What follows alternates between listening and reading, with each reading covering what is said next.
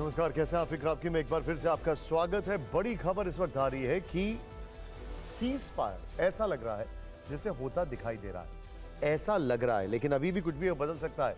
7 बजे कल सुबह से हमास शायद 13 महिलाओं को पहले छोड़ेगा, फिर उसके बाद बात होगी बच्चों की। लेकिन क्या यह ऐसा ही होगा?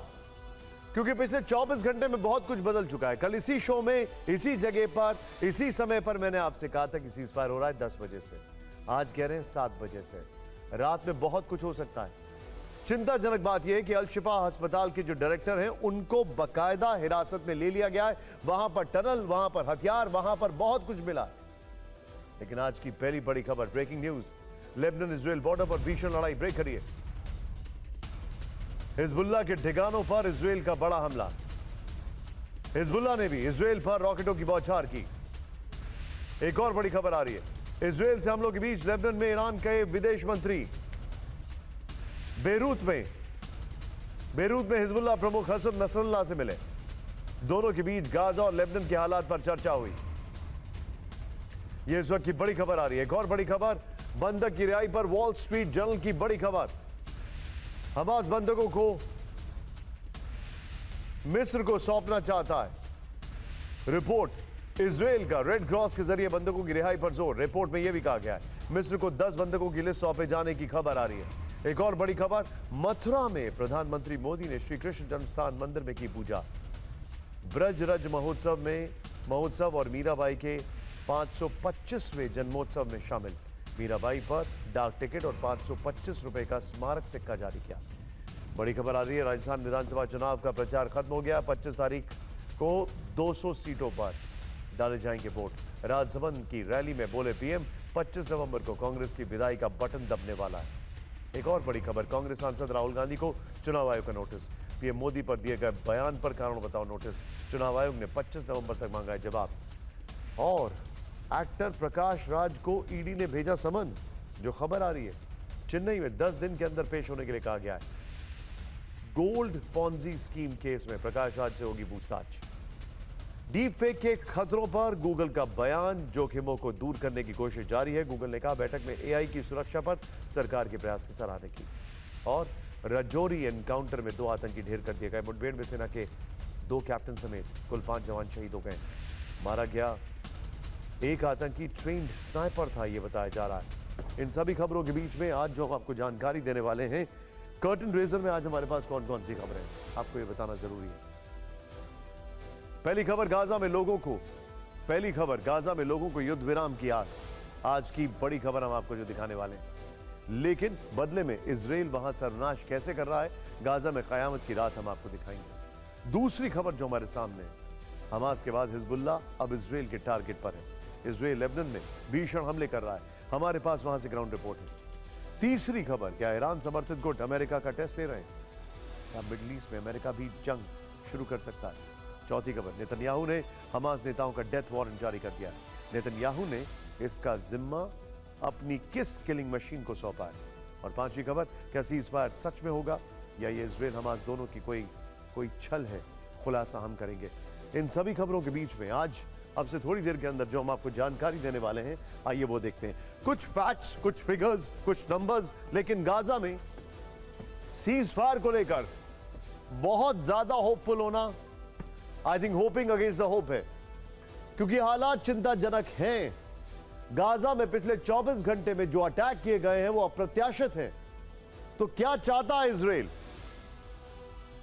थोड़ी देर पहले खबर आई है कि इजराइल हमास के बीच अस्थायी युद्ध विराम कल भारतीय समय के मुताबिक सुबह 10:30 बजे, यानी कि वहां के टाइम के अनुसार सुबह 7 बजे होगा। कतर के विदेश मंत्रालय ने जानकारी देते हुए बताया कि 13 बंधक शाम 4 बजे तक छोड़े जाएंगे। नेतन्याहू के ऑफिस ने लिस्ट मिलने की बात कंफर्म की है, लेकिन इसमें अभी कई पेच हैं। हम आपको ऐसी 5 बजे बताएंगे। लेकिन सवाल है कि क्या हमास और इजराइल दोनों सीज फायर चाहते हैं? आगे फिक्र आपकी में इस पर एक रिपोर्ट देखेंगे, लेकिन पहले 5 फ्रंट दिखाते हैं जो सीज फायर की अटकलों के बीच जबरदस्त तरीके से सुलग रहे। यह देखिए, अगर सीज फायर मकसद है तो इजराइल ने गाजा पर 24 घंटे में 300 ठिकानों पर बमबारी क्यों की? अगर सीजफायर मकसद है तो लेबनान से इजराइल का कथित युद्ध क्यों शुरू हो गया है? अगर सीजफायर मकसद है तो मिडिल ईस्ट में हूथी और इजराइल की मिसाइल जंग क्यों देखने को मिल रही है? अगर सीजफायर मकसद है तो इराक के मोसूल में अमेरिकी काफिले पर विस्फोटक हमला क्यों हुआ? अगर सीजफायर मकसद है तो नेतन्याहू ने हमास के सभी टॉप लीडर्स के खत्म करने की जिम्मेदारी क्यों मोसाद को सौंप दी? और अगर सीजफायर मकसद है तो क्यों सीरिया के अंदर घुसकर बम्बार्डमेंट किया इजराइल ने? वॉर फ्रंट से ये वो 5 बड़ी खबरें हैं जिनसे युद्ध विराम समझौता ना होने की आशंका ज्यादा है। इससे जुड़ी पूरी जानकारी आपको दिखाएंगे, लेकिन पहले 48वें दिन की वॉर रिपोर्ट और तबाही का मंजर, बर्बादी, तबाही, मातम और कभी ना भूलने वाला जख्म।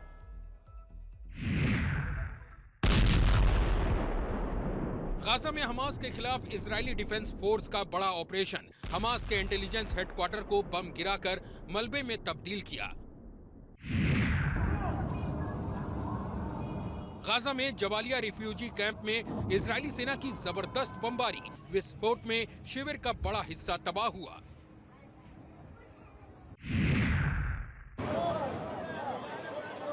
दक्षिणी गाजा में खान यूनिस के कई रिहायशी इलाकों में इजराइल की एयर स्ट्राइक, फाइटर जेट से किया भीषण हमला। हर तरफ मची तबाही। वेस्ट बैंक के बलाटा कैंप और पास के इलाके को इजरायली फोर्स ने उड़ाया।